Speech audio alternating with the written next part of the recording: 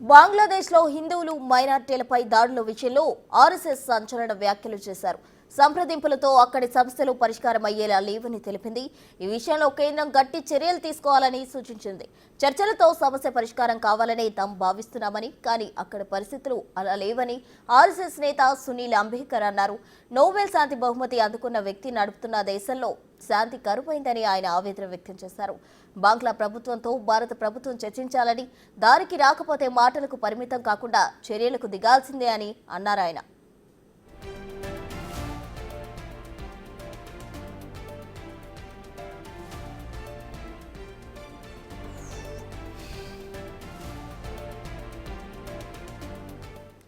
ఇటీవల బంగ్లాదేశ్ జెండాను అవమానించారనే ఆరోపణలతో చిన్మయ్ కృష్ణదాస్ను ఢాకా పోలీసులు అరెస్ట్ చేశారు. దీంతో అక్కడ హిందువులు పెద్ద ఎత్తున ఆందోళనకు దిగారు. ఈ నిరసనలలో ఓ లాయర్ మరణించారు. ఆ తర్వాత అక్కడ శాంతి భద్రతలు మరింతగా దిగజారిపోయాయి. హిందువులు, ఇతర మైనారిటీలు దాడులు జరిగాయి. ఈ దాడులపై భారత్ ఆందోళన వ్యక్తం చేసింది. భారత్ విదేశీ వ్యవహారాల శాఖ కార్యదర్శి విక్రమ్ మిశ్రీ బంగ్లా ప్రభుత్వంతో ఈ విషయంపై సంప్రదింపులు జరిపారు. ఢాకాలో బంగ్లాదేశ్ విదేశాంగ శాఖ కార్యదర్శితో కూడా భేటీ అయ్యారు.